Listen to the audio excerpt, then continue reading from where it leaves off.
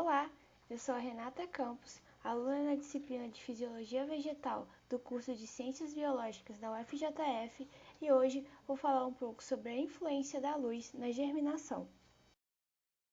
Então, antes de falar sobre a luz propriamente dita, inicialmente vamos entender como ocorre o processo germinativo.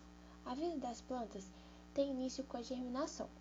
As sementes, elas conseguem tolerar diversas condições adversas, como, por exemplo, seca, fogo, temperaturas elevadas e até mesmo o congelamento. Isso porque essas sementes, elas se encontram em estado de latência ou quiescência ou em estado de dormência, o que as possibilita sobreviver nessas condições.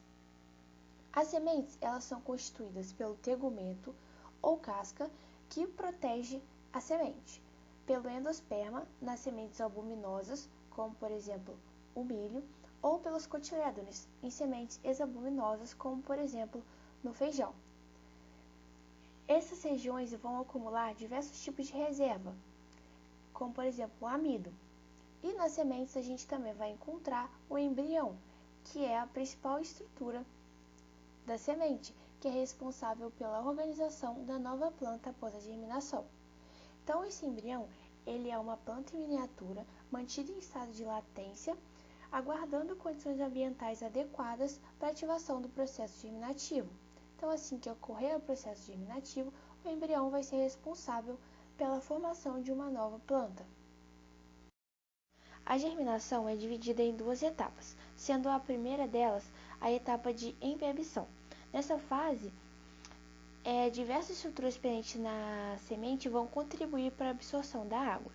Dentre os constituintes da semente, o que mais contribui para a embebição é o amido, cujas características e propriedades moleculares vão tornar o processo de embebição um fenômeno físico.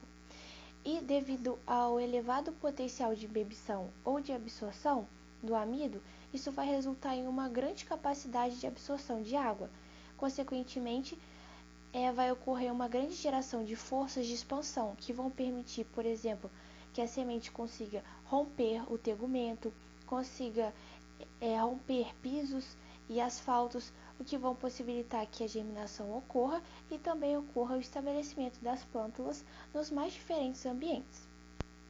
As sementes que podem estar em estado de quiescência ou mesmo de dormência apresentam taxas respiratórias reduzidas, minimizando o consumo das reservas.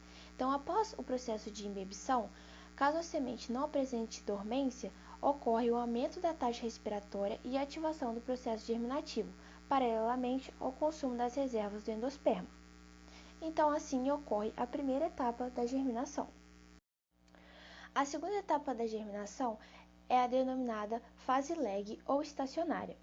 Essa fase corresponde à fase de montagem dos processos fisiológicos, que vai culminar no desenvolvimento do embrião. Ou seja, em outras palavras, é nessa fase que as reservas são quebradas e a respiração, utilizando as reservas armazenadas no endosperma ou nos cotilédones, é intensificada, permitindo o crescimento das estruturas do embrião. Para elucidar a importância da embebição, eu realizei um simples experimento utilizando sementes de feijão, algodão e um recipiente para você poder colocar as sementes. Então, primeiramente, eu coloquei os feijões em um recipiente com algodão e coloquei água. E mantive esses feijões na água por 1 hora. Passado o tempo estipulado, retirei o excesso de água do recipiente e deixei os feijões durante um dia nesse mesmo recipiente. Após um dia, esse foi o resultado.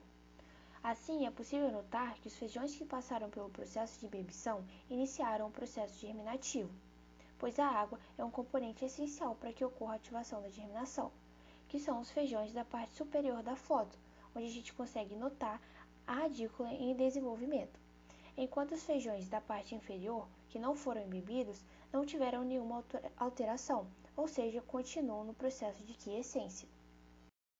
A partir de agora, sabendo como ocorre o processo germinativo, vamos falar sobre o fotoblastismo. O fotoblastismo é a influência da radiação luminosa sobre a germinação das sementes. As sementes que germinam somente em presença de luz são denominadas fotoblásticas positivas. enquanto que aquelas sementes que germinam somente no escuro são chamadas de fotoblásticas negativas. Existem ainda sementes neutras ou não fotoblásticas, que correspondem à maioria das sementes, que germinam tanto em presença de luz quanto no escuro. O fotoblastismo é resultado da ação de um pigmento encontrado em plantas, que é o fitocromo. Então, vamos falar agora do principal experimento dessa aula. Para concluir qual a influência da luz na germinação, realizei o seguinte experimento, utilizando os mesmos materiais do procedimento anterior. Porém, além de utilizar o feijão, que é uma dicotiledônia, também realizei esse experimento com sementes de milho, que é uma monocotiledônia, para notar as diferenças encontradas entre as duas sementes. Então, assim como mostram as fotos, separei as sementes em recipientes diferentes e etiquetados como claro e escuro, e marquei a data do início do experimento. Após colocar as sementes no recipiente com algodão e adicionar água, levei cada recipiente para o seu devido local, onde ficariam até o final do experimento.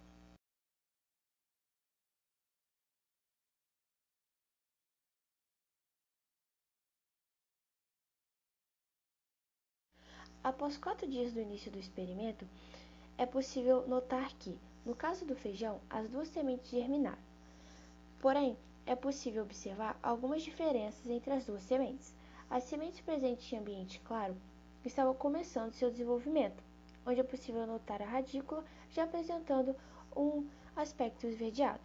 Já os feijões presentes em ambiente escuro apresentaram um crescimento muito mais acelerado quando comparado ao de ambiente claro e já apresentavam um aspecto esbranquiçado. No caso do milho, decorridos os 4 dias, as sementes presentes em ambiente claro ainda não apresentavam nenhuma alteração, enquanto as sementes presentes em ambiente escuro, algumas delas já começavam a apresentar a radícula.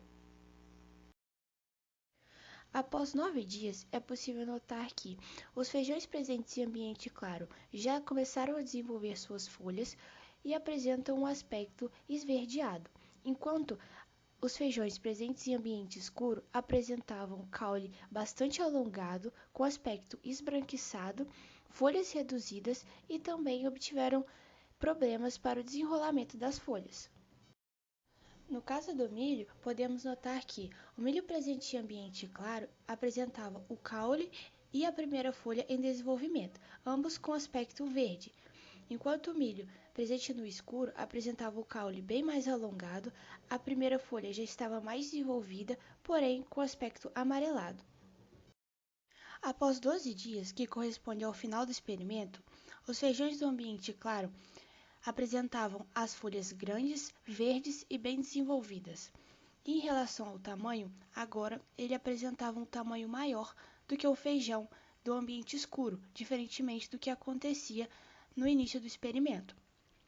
Já os feijões de ambiente escuro apresentavam o mesmo tamanho em relação aos dias anteriores e agora suas folhas começaram a murchar, ou seja, o que indica que suas reservas estão começando a se esgotar. No caso das plântulas de milho, a plântula presente em ambiente claro apresentava o aspecto verde, porém a sua primeira folha ainda não começou a desenrolar. Já o milho presente em ambiente escuro apresentava um tamanho maior, o caule esbranquiçado e a primeira folha começou a desenrolar com aspecto amarelado.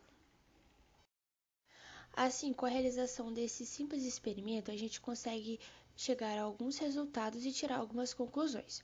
A primeira delas é que o feijão e o milho podem ser classificados como sementes fotoblásticas neutras, pois ambas germinaram tanto no claro como no escuro.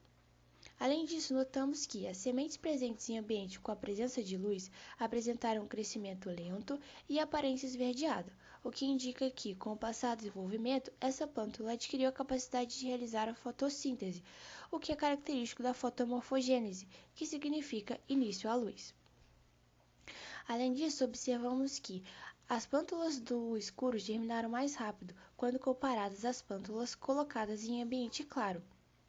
Isso devido ao processo de estiolamento, pois as sementes do escuro entendem como se estivessem soterradas. Assim, o hipocótilo cresce mais e de forma mais acelerada, para que ela consiga atingir a luz antes que as reservas presentes na semente se esgotem e a plântula morra.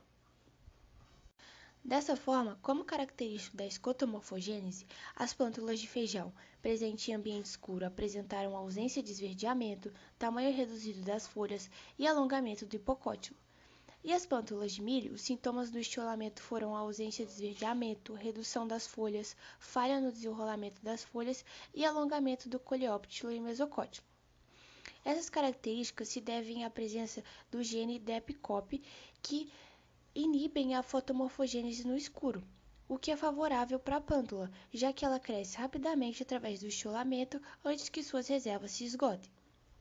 Com isso, a gente consegue concluir que a ausência de luz em um longo período de tempo leva à morte da plântula, já que ela não consegue produzir energia e mais reservas através da fotossíntese.